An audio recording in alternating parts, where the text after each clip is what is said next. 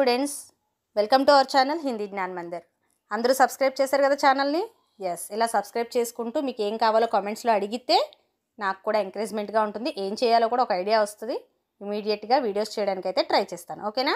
మీ friends అందరికీ ఛానల్ని share చేయండి. అయితే ఈరోజు thumbnail లో చూసారు కదా, very important topic for 4 marks.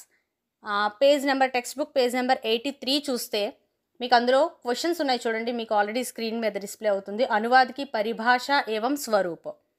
So అదొక క్వశ్చన్ మీకు 4 మార్క్స్కి ఇవ్వడం జరుగుతుంది. అనువాద్ క్యా హే, అనువాద్ కీజియే. అనువాద్ కీజియే అనేది ఆల్మోస్ట్ మనకి 10 మార్క్స్లో ఇచ్చేస్తున్నారు కదా. ఎస్, 10 మార్క్స్కి మనకి సెంటెన్సెస్ ఇవ్వడం జరుగుతుంది లేదా పారాగ్రాఫ్ ఇవ్వడం జరుగుతుంది. అదే అనువాద్ కీజియే. So what you should do? అనువాద్ కి పరిభాష ఏవం స్వరూప్, అనువాద్ క్యా హే. ఈ 2 క్వశ్చన్స్కి ఆన్సర్ ఒకటే. ఆ ఆన్సర్ ఏంటి, ఎలా రాయాలనేది నేను చెప్తాను ఇప్పుడు. ఈ క్వశ్చన్స్ పేజ్ నెంబర్ 83లో ఉన్నాయి. టెక్స్ట్ బుక్ ఉన్న వాళ్ళు చూసుకోండి. ఓకే, సో అయితే coming to the page number 63 కనిపిస్తుంది కదా. సో ఈ పేజ్ నెంబర్లో మీకు మనకి అనువాద్ అని ఉంది చూడండి. ఆన్సర్ ఎక్కడి నుంచి ఎక్కడి వరకు క్లియర్గా చెప్తాను, ఎక్స్ప్లెయిన్ చేస్తాను చూడండి. Very important for 4 marks and very easy నాన్న, చాలా ఈజీ రాయడం. అంగ్రేజీ తెలుగు సే హిందీ. చూడండి ఇక్కడ కిసి ఏక్ భాష. చూడండి, ట్రాన్స్లేషన్ అనేది ఓన్లీ ఇంగ్లీషు హిందీయే ఉండదు. అది ఏ లాంగ్వేజ్ అయినా సరే.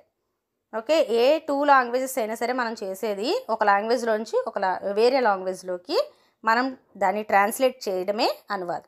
అయితే చూడండి, కిసి ఏక్ భాష ఏదైనా ఒక లాంగ్వేజ్కి సామాగ్రికో అంటే అందులో ఉన్న వర్డ్స్ని అనమాట, దూసరీ భాషామే అంటే ఇంకొక లాంగ్వేజ్లోకి ప్రస్తుత్ కర్నా అంటే దాన్ని చూపడం, తెలపడం అనమాట. హీ అనువాద్ హే, అదే అనువాద్ అని చెప్తున్నారు. సో నెక్స్ట్ పేరా చూడండి, జిస్ భాషా సే అనువాద్ కియా జాతా హై అంటే ఏ లాంగ్వేజ్తో, సే వచ్చింది చూడండి, జిస్ భాషా సే ఫస్ట్ లైన్లో ఏ లాంగ్వేజ్తో అయితే ట్రాన్స్లేట్ చేస్తున్నారో, కియా జాతా హే అంటే ఏంటి, మనకి ఏమి ఇస్తున్నారు, ఇంగ్లీష్ ఇస్తున్నారు ఇక్కడ. అది ఉసే స్త్రోత్ భాష కహా జాతా హే, దాన్ని స్త్రోత్ భాష అంటే సోర్స్ లాంగ్వేజ్ బ్రాకెట్లో ఇచ్చాడు, సోర్స్ లాంగ్వేజ్ అని అంటారు. జిస్ భాషామే అనువాద్ కియా జాతా హే, రెండింటికి డిఫరెన్స్ చూసారా? పై సెంటెన్స్లో జిస్ భాషా సే అన్నాడు అంటే ఏ లాంగ్వేజ్తో అయితే, విత్. ఇక్కడ మే ఇచ్చాడు, జిస్ భాషామే అంటే ఏ లాంగ్వేజ్లోకి, మే అంటే ఇన్ లో, అనువాద్ కియా జాతా హే ట్రాన్స్లేట్ చేయబడుతుందో, ఉసే లక్ష్య భాష కహా జాతా హై అంటే ఇక్కడ ఇంగ్లీష్ హిందీ తీసుకుందాం. ఇంగ్లీష్ అనేది సోర్స్ లాంగ్వేజ్ అవుతుంది, హిందీ అనేది లక్ష్య భాష అవుతుంది అంటే టార్గెట్ లాంగ్వేజ్ అనమాట. మన టార్గెట్ ఏంటి, హిందీలోకి ట్రాన్స్లేట్ చేయమని అడిగాడు, అది టార్గెట్. అర్థమైందా? సోర్స్ లాంగ్వేజ్, టార్గెట్ లాంగ్వేజ్, స్త్రోత్ భాష, లక్ష్య భాష.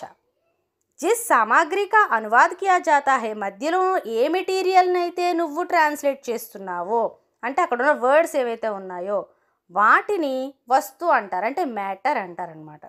సో కింద ఇచ్చండి, స్త్రోత్ భాష ఈక్వల్ టు వస్తు ఈక్వల్ టు లక్ష్య భాష అంటే అంటే నేను ఇష్టు అని చెప్తున్నాను. నీకు స్త్రోత్ భాష నుంచి అది మ్యాటర్ అయింది, మ్యాటర్ని మనం లక్ష్య భాషలోకి ట్రాన్స్లేట్ చేసామని అర్థం. సో అక్కడ మనకి చూడండి, source language, matter, target language. So కింద లైన్కి వస్తే, అనువాద్ కర్నే కే లియే దోనో భాషాओं का अच्छा ज्ञान जरूरी है. ట్రాన్స్లేట్ చేయడానికి 2 లాంగ్వేజెస్ బాగా తెలిసి ఉండాలి. మనకి సరిగ్గా తెలియలేదనుకో, 2 లాంగ్వేజెస్ మనకి తెలియలేదనుకో ట్రాన్స్లేట్ చేయలేము ఎట్టి పరిస్థితుల్లో కూడా, మిస్టేక్స్ వచ్చేస్తాయి. సో అందుకని ఎవరైతే ట్రాన్స్లేటర్ ఉన్నారో, అనువాదకు ఉన్నారో, వాళ్ళు ఏం చేయాలంట, 2 లాంగ్వేజెస్ ఖచ్చితంగా తెలిసి ఉండాలి ఫస్ట్ చేసే ముందు. అలా అయితేనే కదా చేయగలం. ఫస్ట్ ఇంగ్లీష్లో ఉన్న సెంటెన్స్ని చదివి అర్థం చేసుకుంటేనే దాన్ని హిందీలో ట్రాన్స్లేట్ చేయగలుగుతాం, దాని మీనింగ్ ఏంటో తెలిస్తేనే. అలా 2 లాంగ్వేజ్లు వచ్చి ఉండాలి ట్రాన్స్లేట్ చేయడానికి అని. విషయ్కి జాన్కారీ బి ఆవశ్యక్ హే, విషయం ఏంటో తెలిసి ఉండాలి. సో అంతవరకు రాయండి. ఇక్కడ వరకు మేడం ఎంతవరకు వస్తుంది, ఎక్కువ రాదు కదా. మనం 4 మార్క్స్ అంటే ఒక సైడ్ రాయాలని చెప్పారు. 4 మార్క్స్ అంటే ఖచ్చితంగా మనకి మీకు ఇచ్చిన బుక్లెట్లో ఒక సైడ్ రావాలి. ఇది హాఫ్ పేజే వచ్చింది నేను చెప్పిన మ్యాటర్, ఇక్కడ వరకు రాయండి. సో నెక్స్ట్ ఉదాహరణ్ అని పెట్టండి. ఓకే, ఉదాహరణ అని పెట్టి ఇక్కడ కొన్ని కామన్ సెంటెన్సెస్ ఉన్నాయి కదా, మీకు ట్రాన్స్లేషన్ సెంటెన్సెస్ ఉన్నాయి చూడండి. పేజ్ నెంబర్ 66 నుంచి మనకి స్టార్ట్ అయినాయి. మీకు నచ్చిన సెంటెన్సెస్, మీకు వచ్చిన సెంటెన్సెస్ బాగా అంటే ఇంగ్లీషు హిందీలో కూడా తప్పులు లేకుండా రాయగలం అని ఉన్నవి సెలెక్ట్ చేసుకొని 4 రాస్తారో 5 రాస్తారో మీ ఇష్టం, ఎన్నైనా రాయొచ్చు. అక్కడ మీరు రాసిన టైం సరిపోదు కదా మనకి. సో ఒక 5 మినిమం పెట్టుకోండి.